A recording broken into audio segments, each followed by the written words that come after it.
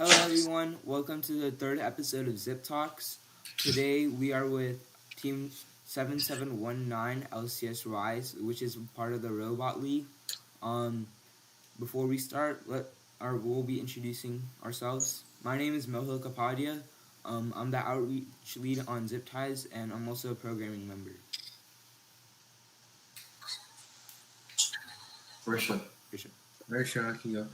My name is Rishabh Mehta, and I also help with outreach as well as helping with different aspects of the robotics team, like from building to some of the videos that are created. So just trying to make myself available. Hello, my name is Navneet. This is my 7th year in FIRST and my 4th year on Z.I.P Ties. I do outreach and build.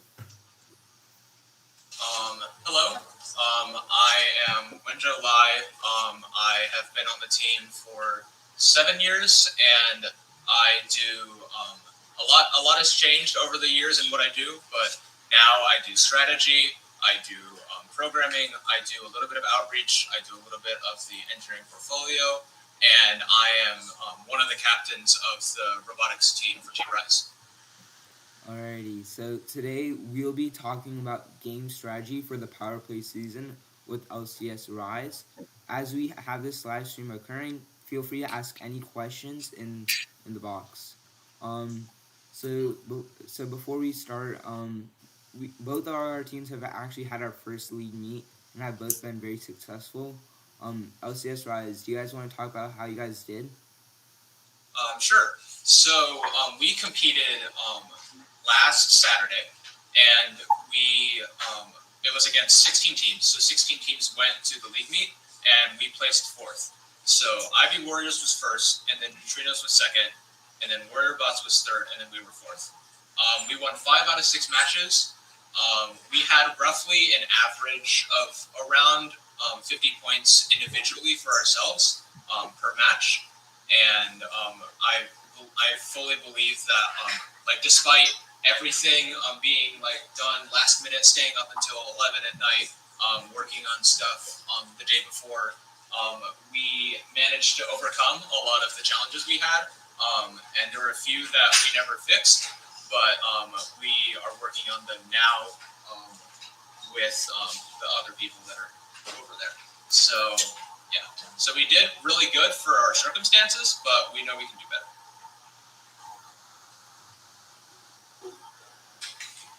Well, that's always great to hear. So we'll do a quick recap on ours as well. So in ours, we went 5 for 1 in the 6 matches we had. I believe there were 14 teams, but so in most of the matches, we went for the high goal, just rotating, like cycling forward and back, while making a strategy with our alliance partner.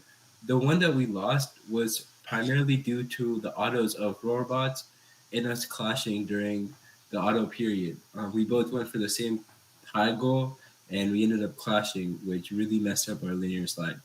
But other than that, we did score a state record, so there is hope regarding that sense. We just have to work towards making sure it's consistent in the future. Okay. Yeah, so as Rishabh was saying, this time we were actually cycling. A lot of world records that have been set, or a lot of high scoring matches have actually been targeting circuits, as well as actually capturing instead of cycling. Does LCS RISE do something similar to this or something different? So our strategy was because our robot was built so that we could reach the high goals, but as of the competition, we barely could make it. So we resorted to doing the medium and the low and sometimes the ground. And we basically tried to go for circuits and ownership. And that was our strategy because we, despite not having any drive practice, we did our first match with Neutrinos, and we actually did really good with moving around the field, orienting ourselves to place the cones on the junctions, and working within our own team and within our alliance to strategize. And that's how we won a lot of our matches, was by not by performance, but by having a better mindset and going into the match, knowing what we're going to do, stuff like that. Yeah. Like I think the match that we did lost, as Richard was saying, robots was actually targeting to do a circuit, um, which was very interesting for us because we did not expect that at all. Which like obviously what we had to do is we had to plan for that if another team did that after that match. So what we planned on doing is keep on doing our thing, but if a team starts to do a circuit, we actually started specializing and using our teams or like our element, our custom designed element, and in the end game, if we see a team going through the circuit, um, we would try and defend that in order to stop the circuit, as well as getting points for ownership. Okay. So it seems like you guys are playing a lot of the same strategies we are. It's just like um, what is it? That like your because your robot design is different and your performance is different. Like you can get the high goals. I'm assuming, and we can't. You guys also probably have a like good reliable auto. We didn't the day of the competition, which was also another thing that we have to work on.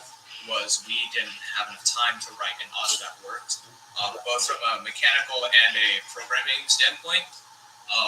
So we had to run all of our matches without an auto. And the one match we lost, we could have won ourselves because we could have had an auto that parked into the correct zone using a sleeve.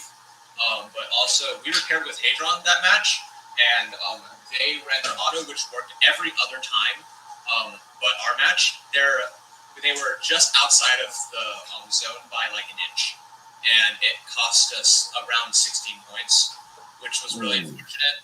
And also because we had a lot of issues driving that one match, and we were against some competitive teams, so it was like it's all right that one match because it's neither of our faults. It was a joint effort. We tried as hard as we could. There's not much you can do about it. So, but yes, that was the one match we lost. So yeah.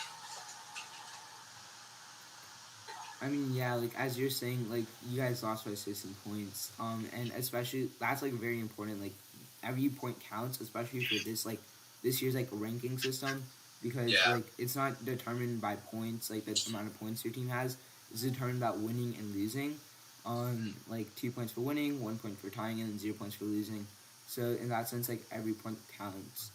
And something that I saw this year, especially, I don't know if it was just me, but teleop is where you get the most points. So obviously having a good strategy with your partner will like get you the most points because like this time in auto, I think even though we just parked and deposited one in the high goal, that's only like 25, 30 points.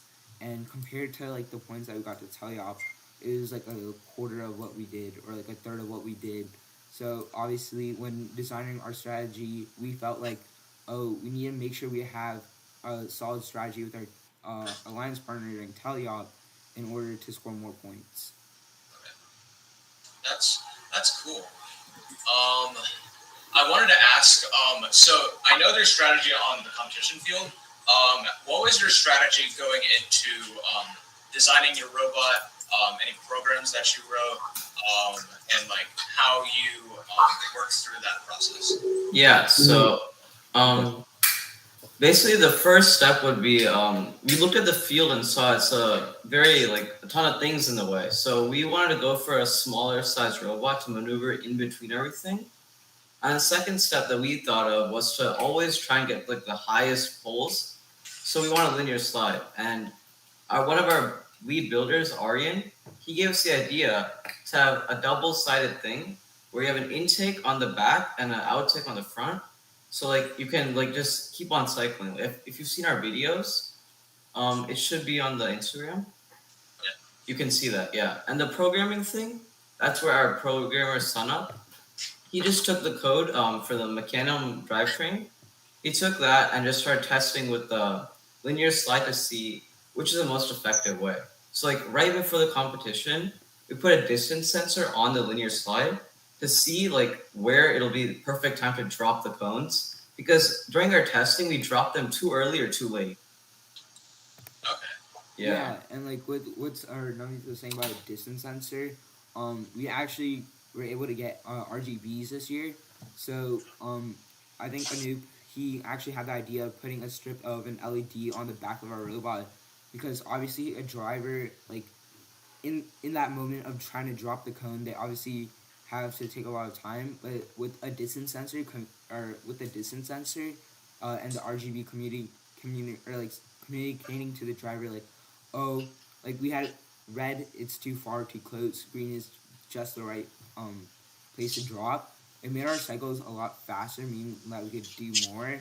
And because of this, with our continued driver practice, we were able to cycle around 13 to 14, which is very impressive for us, and which helped us in a lot of our matches. If our auto or end game, we weren't able to score as many points during that time. Okay.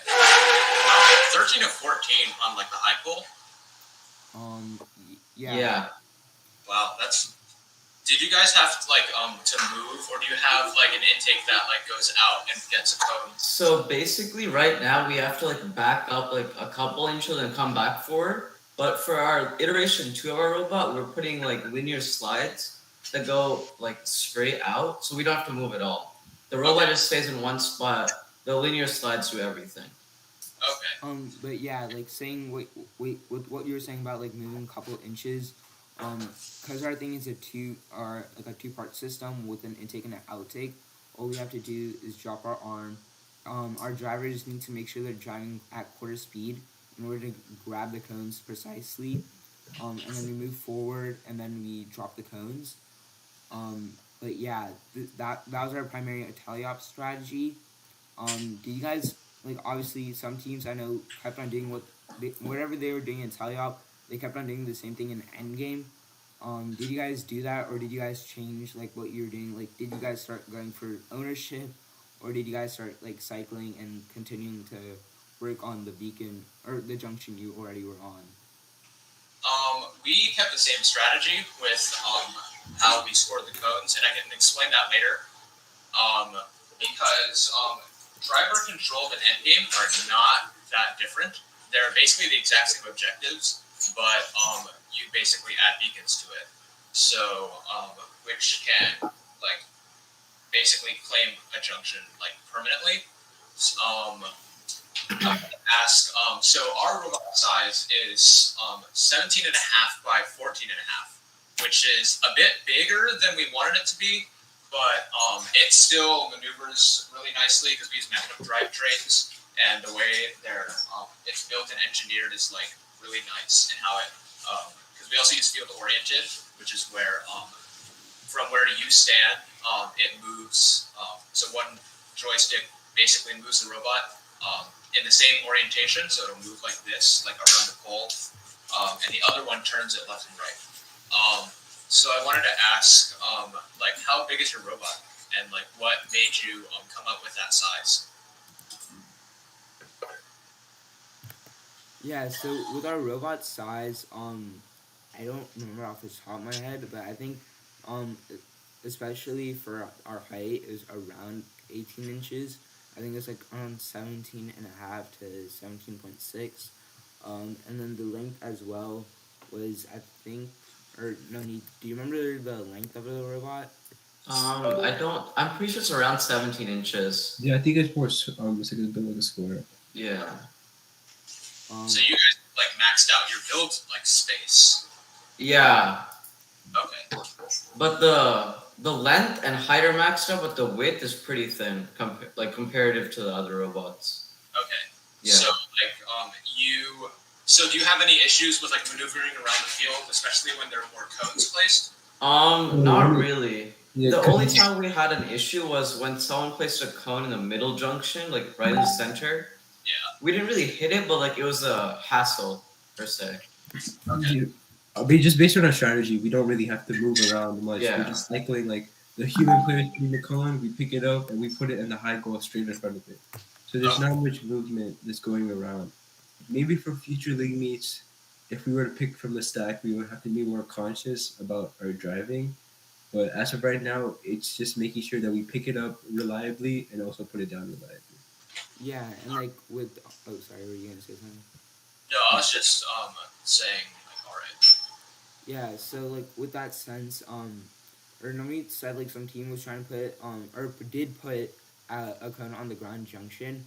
A lot of teams started to see that we were cycling on one high pole, and what we started to do, or what they started to try and do, is because there's a ground junction between like the actual pole and like the place where the human player places cones. They try to place a cone on that ground junction, and this was because like before all the matches started, they made a rule clarification that technically the judges can decide if what we were doing is actually blocking because we're not giving that team a chance to actually score and we're just sitting on it. So we didn't. There's no penalties for that match, but it's obviously something that refs started to see and kept in mind for further matches. And I think it's going to be a very important defensive strategy when it comes to league champs when teams are doing it. I actually asked a question on the game manual, or not the game manual, the game forums, specifically about how your robot scores, about like how if it can be over the ground junction that's between the substation and the high pole, and they said that it was completely legal because there's nothing in the rules that prevents it from happening. So it's if you look up in the game forums under our team number, the question should be there, and it should say because I think all they said was just yes to the scenario. So if you ever have like an issue with your referees or like anyone that is like going to the question box saying like, oh, this is like blocking us from getting a like putting a cone here, um, you can use like that game forum post as like your evidence for like, hey, this isn't because the game designer said so, and also because if you intentionally put like a cone here, which is what some teams did in our league, one, there's so many other junctions to put one at, arguably a lot easier to put one at, and also that junction is not that helpful. The only reason you're putting one there is to get in the way of the other team. So it's kind of like a gracious professionalism moment where it's not like you're not doing it out of your own interest or like anyone's interest. You're doing it out of like to make you have a better opportunity to win. And it's not like you're making yourself better. It's like you're putting other teams down. So that's why that's why I think they agreed to like being able to cycle between the substation and the high goal. And I think that the game designers intentionally made it that way so that that is a possible strategy that teams consider.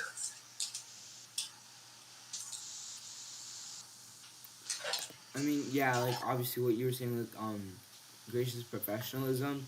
I know last year, especially when teams started to use defensive strategies, like the question of gracious professionalism came into question. So whenever you guys are formulating your strategies is for the offense or for like defending, to like for in order to get the win, do you guys like keep in mind about gracious professionalism, or do you prioritize one over the another? Yes, we definitely do take gracious professionalism into account because that's how the referees basically dictate the rules if there's any discrepancies, like right during the match.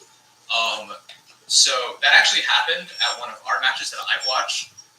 Basically, there was this issue. So there was one team that it was one of the McKeel teams. I don't remember.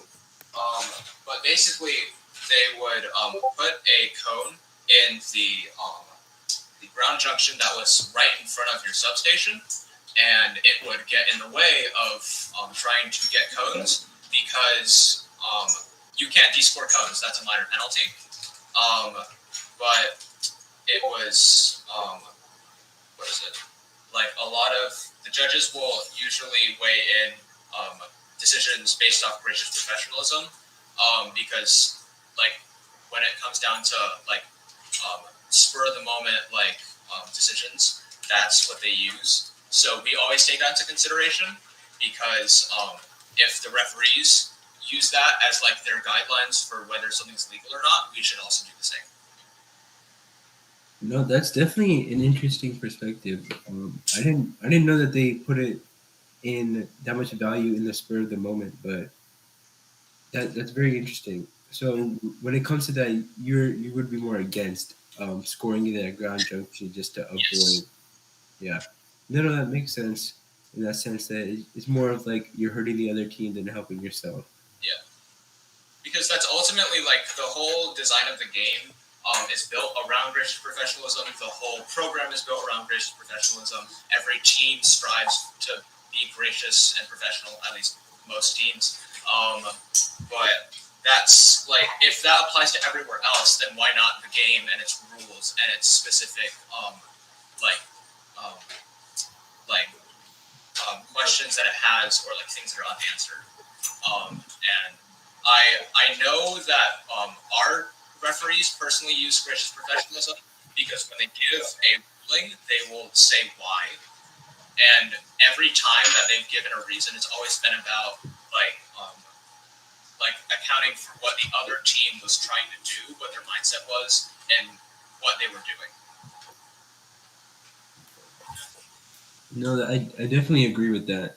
That is something that judges value really heavily.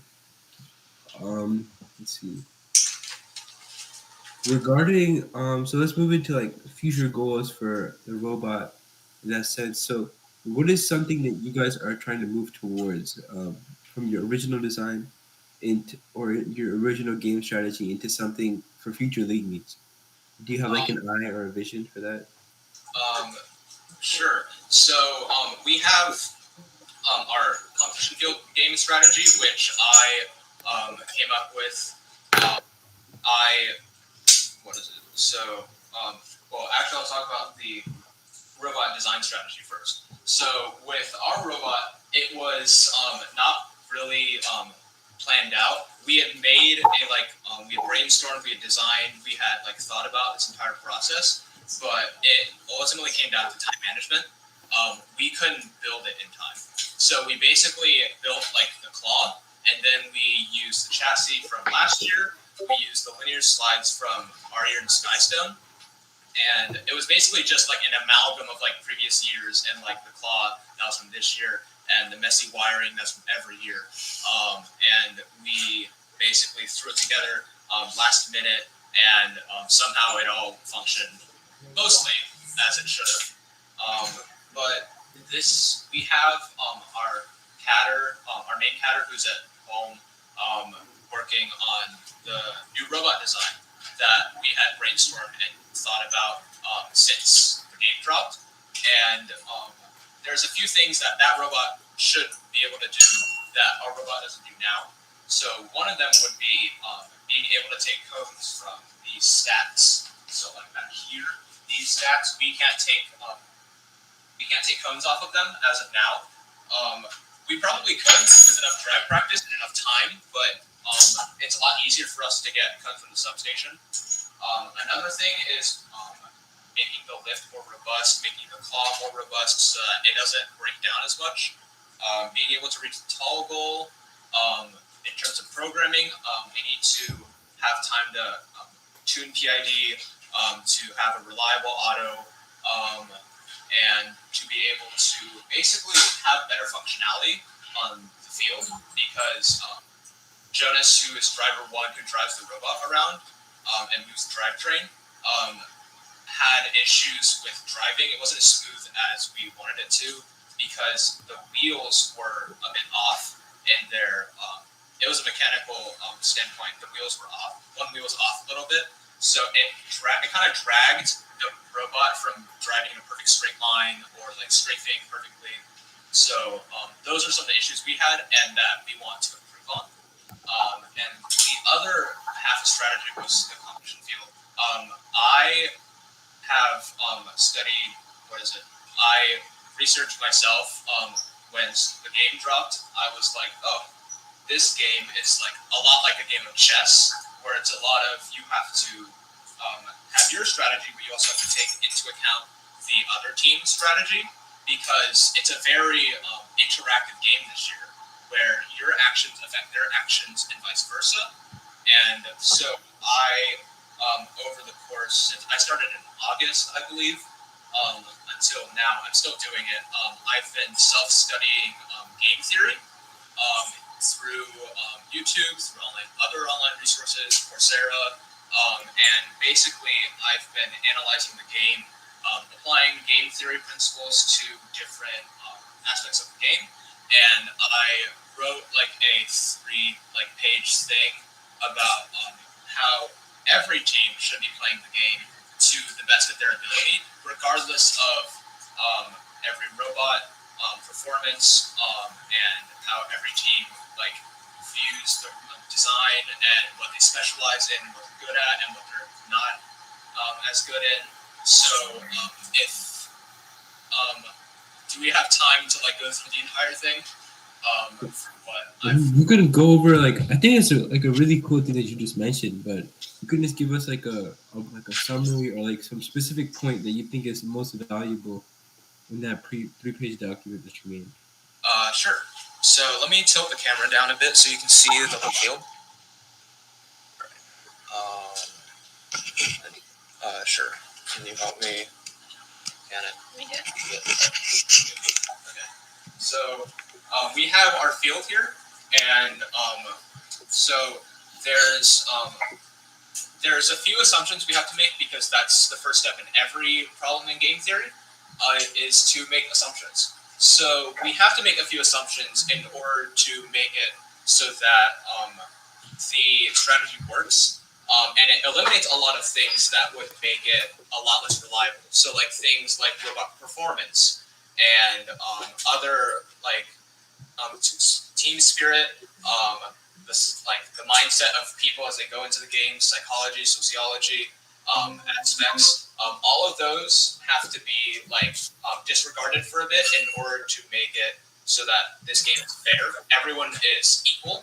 And we also have to assume that everyone can do everything. So everyone can score all the cones within the time limit, and everyone plays the best strategy. So everyone is equal and everyone is best in their ability. The reason for this is because it's kind of like if you play all the best moves in a game of chess, no matter how the other team does, you will always win or you will always tie. You will never lose if you play the best strategy. Same thing in tic-tac-toe. You will never lose if you play the best strategy. So, with that in mind, the first part of it is, first of the 3 parts is auto. Auto is very easy this year because there's not much to do. You just move from your wall, and then you move and you score your preloaded cone, and then you score all of these cones in the against the wall, your stacks. So if every team parks correctly and scores all their cones onto the high junctions, then each alliance starts off with 100 points, and each alliance has 18 cones for driver control.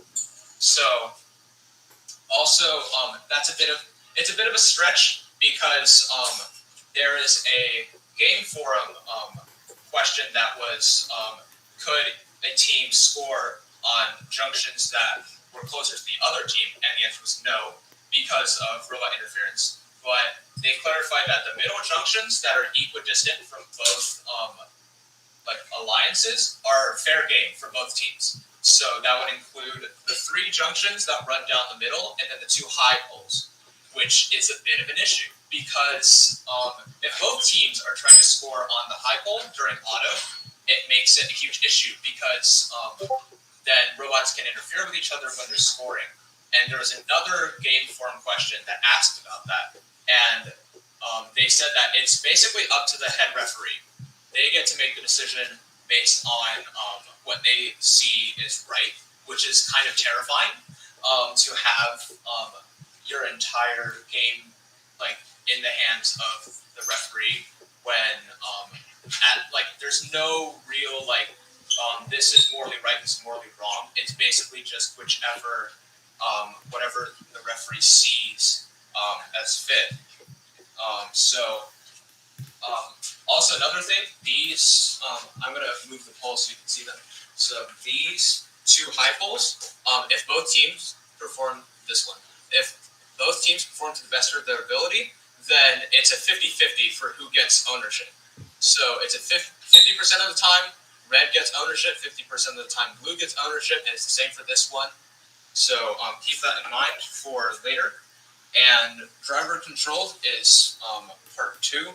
So there was one big thing with driver control that stood out to me immediately was that the ground junctions are never worth it, except for beacons and for teams that cannot perform or break down and can't use their lift or anything. Ground junctions should not be scored on. The reason for this is because ground junctions are worth 2 points.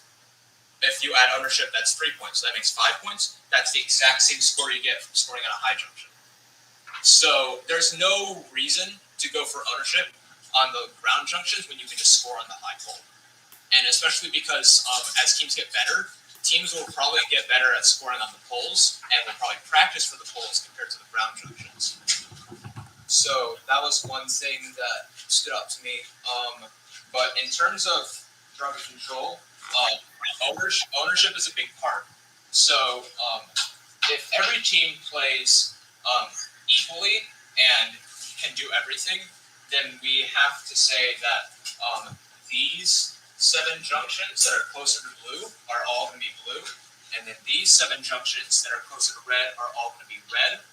So because each team, if each of them is to the best of their ability, then each one is going to get those. And because they're equal, each team has 7, then each team is the same in the number of points. So let me put all the cones down to give you a visual representation of what it looks like.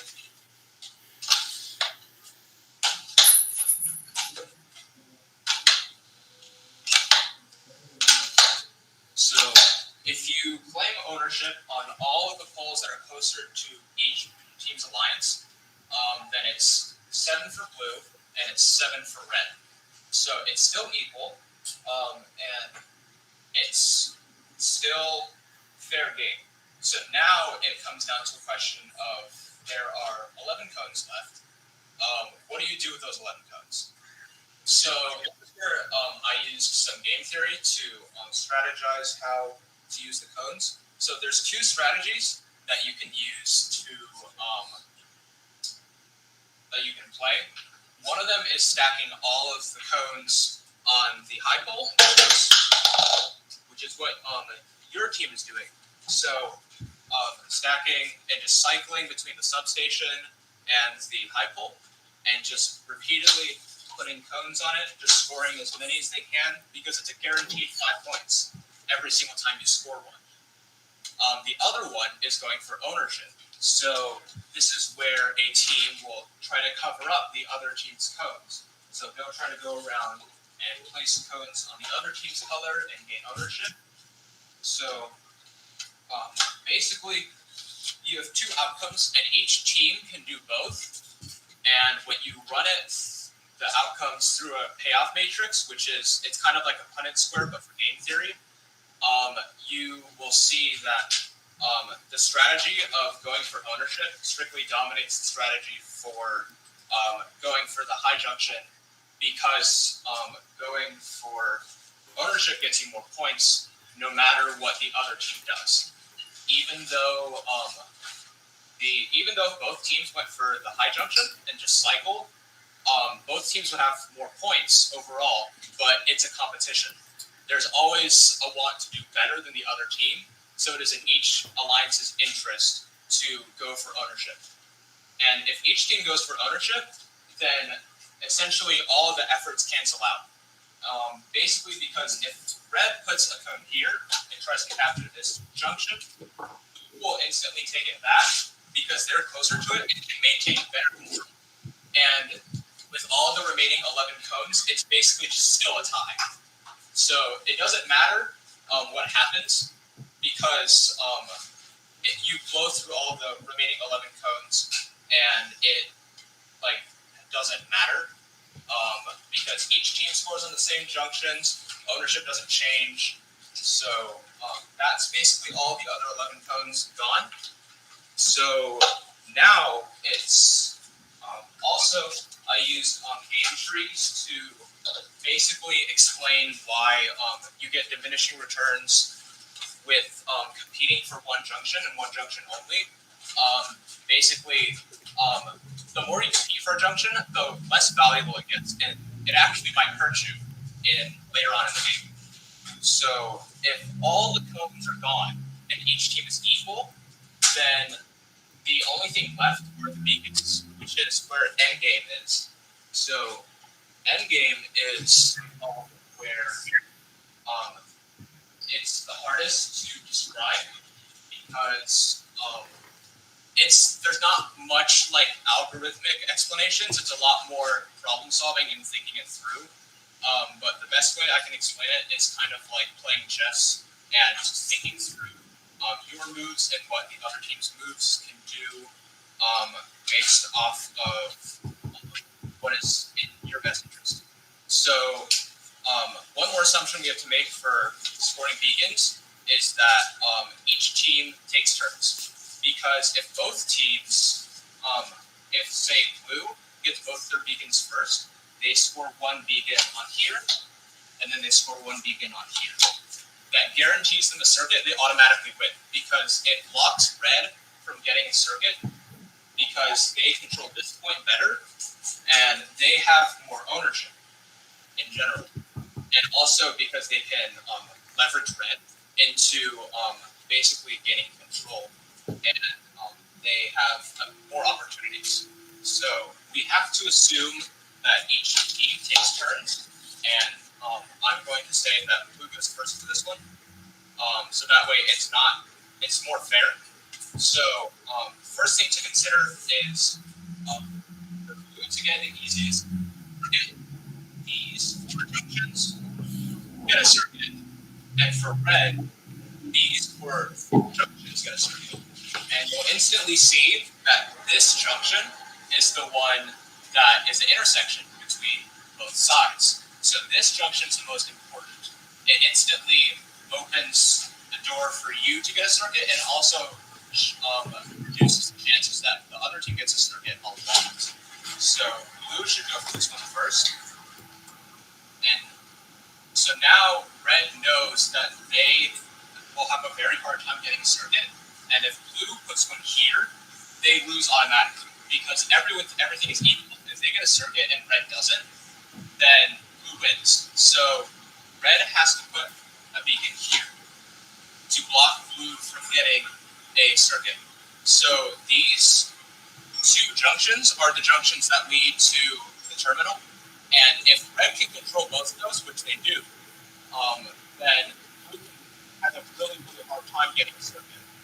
So now blue has to put a junction, and they have, it doesn't matter now really where it goes, but blue should put one on that junction because it opens up space for them to have ownership without the beacon of the junctions that are closest to them.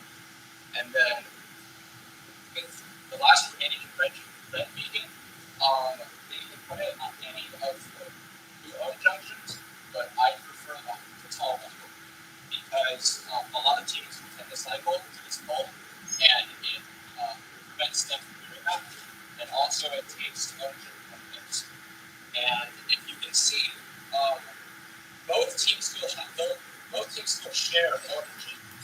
That each side has the same amount of junction. So blue has 8. So 1, 2, 3, 4, 5, 6, 7, 8.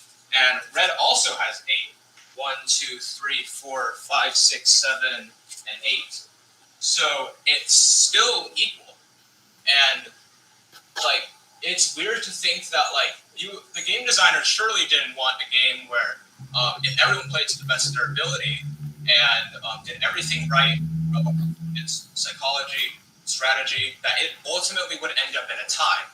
And that's because it doesn't. The only junction left that doesn't have a cone on it or is up for grabs is this one. This one that is hiding behind this junction. But this pole is, if you remember, is a 50-50 from auto, where red has a 50% chance to score last, and blue has a 50% chance to score last. So if every team does everything to the best of their ability and plays the optimal strategy, then this game ultimately comes down to a game of chance. Whoever scores last on this poll during auto is the one that wins if everyone plays to the best of their ability, which is even more terrifying. That ultimately, if everyone does everything right, it comes down to a game of chance. So that's the optimal strategy that I have developed, and I would like to hear from you guys if you have like any questions, if you have anything that you are unsure of or you don't understand. There is also another. This is the optimal strategy, like when you're competing at like states or worlds, and everyone is super good and elite and like can do like all of this stuff super well. Obviously, that's not the case. There's a lot of things you can do if the other team is not as good that you can capitalize on and get more points. But that is usually very obvious. People figure that out very easily. So, but yeah, I would like to hear what you guys think about what I've thought about for the past 2 months. Yeah, so obviously very complicated, and I thought it was very interesting what you said, especially towards the end about it being a game of chess and also being a game of chance. My two questions would be, during autonomous, you were saying with that last junction that it's a game of chance, like whoever claims it. But Yes. as we progress towards states and of course league champs, teams are going to start cycling off that starter stack.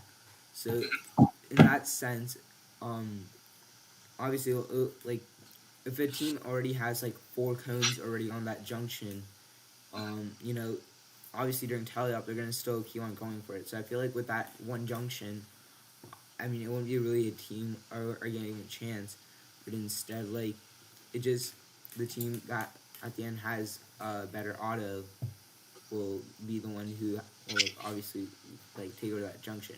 And then what you were saying with the circuit, I feel or something that we thought of, Rishabh and I, was like a way to counter a team's circuit, especially as they get closer and closer to it. And if they start doing it in auto, it's like at end game you can place your own, you can cap on one of them with your team design element, and this is like very like important because no one can put anything on top of it, and you've also negated their whole circuit, meaning that the circuit's gone, you scored the ownership points, and then you've also scored points for like, you know. So I feel like those are the two main like things that like I saw, but I was like really intrigued with what you said about the gaming like game of like chess. Yes. So the second question that you had, I can answer that. So we established that if blue goes first and blue gets there first, they go for this one. So blue is going to go for this one next because if they get this one, they guarantee a circuit. So red plays defensively and places it on here because it shuts out blue from ever getting a circuit. Because if these 3 junctions, there's these 2, and then there's one ground junction that's out of the frame. Those are the ones that connect to the terminal. If red can control these 3 points, which red controls this one with the beacon, and then red controls these because red's way closer to it than blue is, then blue will never get a circuit, ever. So that's why the other 2 beacons don't really matter where they go. They're just there because it's like best for blue and it's best for red. So that's like how you can play defensively with your beacons. For the first question, I'm not sure what you're trying to ask. I know it's something about like auto and this poll that's up to chance, something about that. Do you mind saying that again? Yeah, so what I was saying was, as teams start getting closer to league champs, they'll start to cycle off that starter stack. So Yes. my thought process was the team that obviously has more cones on it will be the team that will have it, and I feel like in like the scenario you've been describing, blue would not like go for it because like red or the opposing alliance that does have control of it at the beginning of auto, because they have cycled, like they're not gonna, or like blue won't go for it because they know that red will like keep on stacking upon that, as they have already like established, like they've already had so many cones on it. So I feel like it's sort of a gray area with that one junction. Like I wouldn't say it's like really chance. It's just the team with the better auto would be the team that owns that junction and it ultimately wins. Okay. So let me do something. So we know that each team has a preloaded code.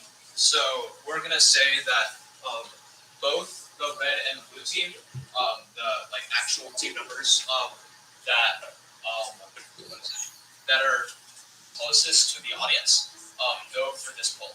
So let's say that blue gets there first with their auto. Then they put one, and red is equally good as blue, so they put one right after. And then it keeps going back and forth, assuming they don't interrupt each other. And if both teams are equally good, then we don't know for sure which team puts it last. Because if both teams think, oh, well, I'll just wait last second and try to go as high as I can, and then just at the last second just put one on, and then you gain ownership. Well, if both teams are doing that, then how do you know which team is going to get ownership? And that's the issue, because we have to assume that there are no penalties, there are no malfunctions, there's no interference. So it basically does come down to game of chance. If like both teams just start going just by chance and just do the best they can, then it ultimately comes down to a 50-50 of who puts it on last. And we know that each team scores an equal amount because there's one preloaded from each side. There's also 5 for each stack next to this junction that has all the codes on it. So and we already assumed that each team is equal, so it is ultimately a game of chance. So 50% of the time red gets it on top, and 50% of the time blue gets it on top. And like I would say like another thing, like couldn't a team also like taking what you just said about whichever team has it on top, couldn't they just put like a second delay so they have the chance of like putting it on top, like have a higher chance, like greater than 50% chance of owning it. But then each team would be doing that. So because if each team is equal in ability, they know that they want to put it on last. So they will wait to the very last millisecond to put the cone on. But if both teams do that, then how do you know which team ends up getting ownership? So it's kind of like we're approaching a scenario where it's very unrealistic, but it's still applicable, because even though we can't say like, oh, the teams are like right when the buzzer goes off, it like drops instantly, and like one team will get it, one team won't. But it's still like on like a world championship level. I have a feeling that's what's going to happen. It's going to come down to who can wait it out the longest and then score during auto last second and claim ownership during and it's like during the scenario it's by chance, but during actual competition it's going to be by skill and by programming. But we still, in terms of strategy, we have to take into account that chance. No, I definitely agree with that. I believe right now in the league meets, it's more of the like what have you built in that programming sense. But of course, in future competitions, the playing field does become more leveled in that sense, and you do have to rely on the strategy. The only thing with this is that it's like using this is kind of hard to assume which team is going to be aggressive and cross that middle line, and which team will be more defensive. In the end, there's 4 different robots, right? So it's hard for you to like to really portray what's gonna happen in the match near the end, because there's so many different factors. Like, are they gonna go for an aggressive route or go for the low goal? Because of course the high goal is more points in that sense. So it might be beneficial to first go and make an aggressive attempt at that, and then maybe while backing out, the other team can do a low goal. So it's just there's so many different factors that can go into like a specific approach that's gonna say happen every time or most of the time. It's like that's like one of the beauties of this FTC game is that there's so many different codes, there's so many different polls, and there's so many different ways to score points that it's just gonna vary. I think every single time. Yeah, like as you're saying, like there's so many different factors. Like as you were like talking about the theory that you developed. I also thought of an auto with a starter stack.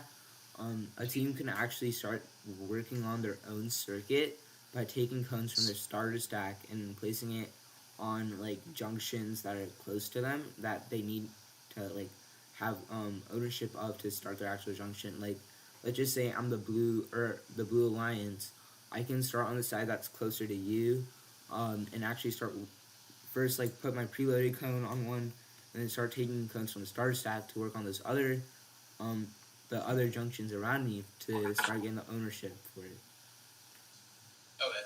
So the the first question, basically, all the factors that your own team can't control, we've already like assumed that that doesn't count for the sake of strategy and for a lot of the like theory that I've done.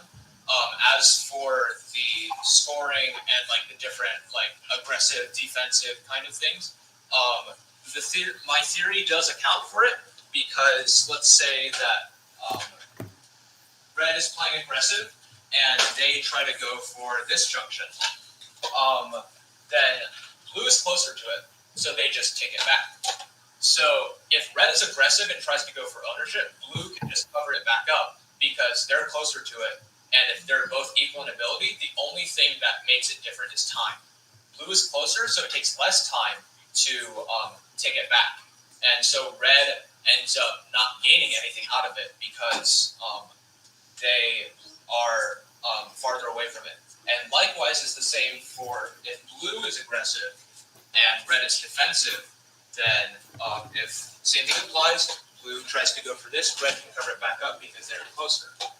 If both teams play aggressive, then it's still like equal because they both go for the same junctions. And if each team performs equally, then it's basically going to cancel each other out.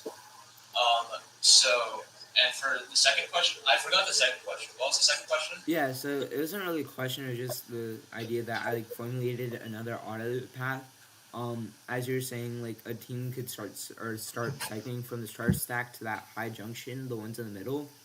Another thing is a team can like place their robot depending on their alliance, like on the side that's closer to their own. I forgot what the side triangles are called, but they can place it to that and like actually start getting the ownership for those junctions around them in order to start working on their own circuit. So when it comes to teleop, they can start prioritizing on getting cones on those further junctions that are not as close to them and like focus on getting this ownership because they actually have more time to like fight for it, I'd say. Sure. So the thing with auto is that the reason both teams want to compete for scoring on the high goals is because scoring on the high goals, those points during auto, they carry over into driver control and endgame. So if you score 6 codes, so blue scores 6 codes and red scores 6 codes on this poll during auto, each team gets 30 points. It scores again during driver control. It's another 30 points. So that's why you want to score on the high goals to get the most points during auto. Because if you score and try to go for a preliminary circuit, then you lose a lot of opportunity to get a lot of points. So like if you went for a circuit, say for like the shortest one, you would get 1 point for the terminal, 3 points for the low junction, 5 points for the high junction, 5 points for the high junction. If you do a cross from here to here to here to here, versus if you just put all of your cones into the high junction, which gets you the most points. So that's why I wanted to say that going for the high junction is better because it gets you the most points during auto, and also those points carry over into driver control. So if you get, say, you get 30 here, let's say you get 22 points from trying to go for like a circuit and putting it and going for ownership early on. 22 points during auto is less than 30, and it's even less whenever you double those points because they go into driver control. Yeah, I mean, obviously now, like, I can see, like, auto is very important. So I would say let's move a little away from the theory and actually, I feel like, obviously, theory we hope for it to be practical, and like I feel like your theory is like in a perfect world, but it's like obviously every meet or every like match that we have, there will be something that might go awry or something that might change. I know especially last year in the World Finals, Brainstormers ran the wrong auto, which like Yeah. obviously it's a very big match, but it's like we obviously theory is practical, but I feel like the theory is like something that we shouldn't prioritize when we're making our strategy. We should actually take and consider like possible or like really common factors that might affect what we have to do. Like Yeah, I of know course. like So something that we take in factors like, oh, what if our alliance partner starts to run into us during auto?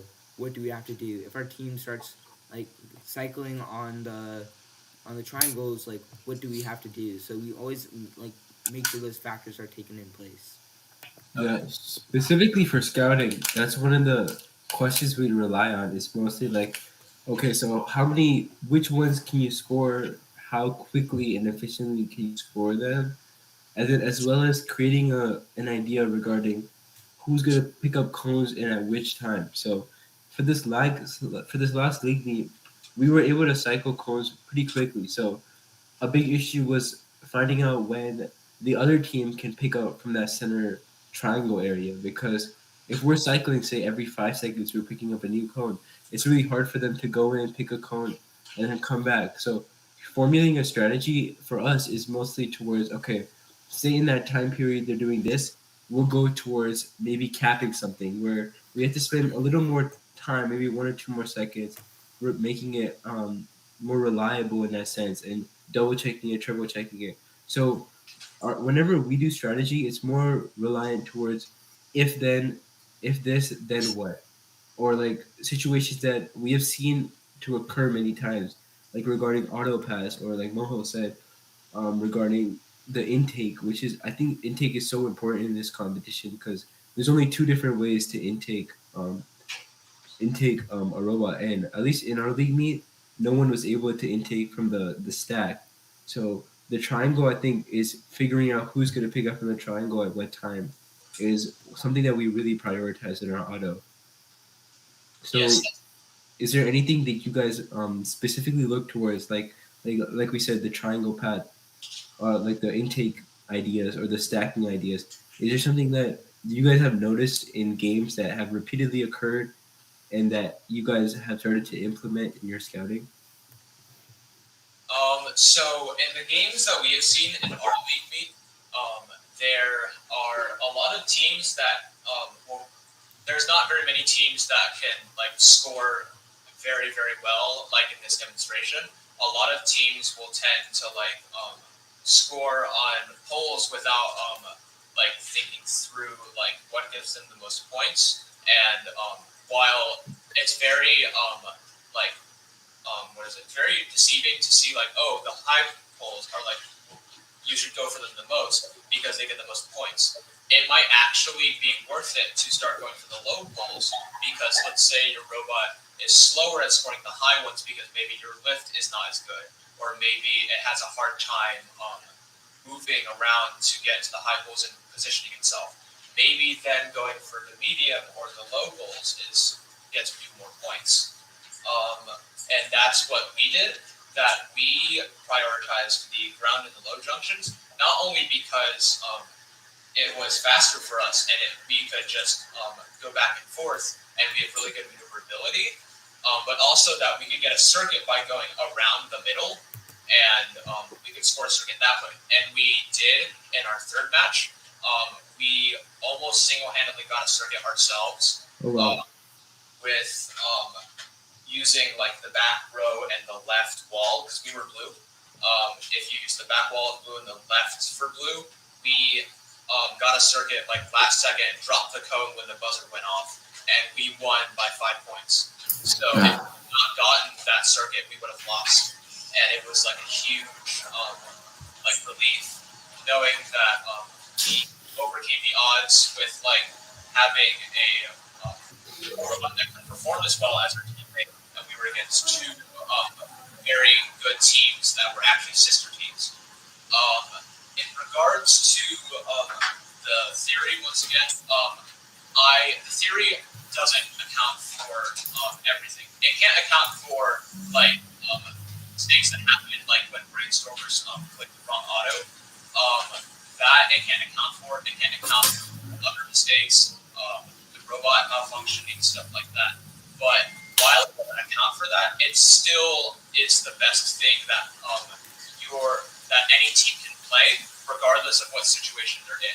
If they're a push bot, they can still use strategy and go for ownership versus trying to score on, like trying to feed their alliance partners the high goals, the high goals. Even if you're like a world class robot and can score literally everything, that strategy still applies.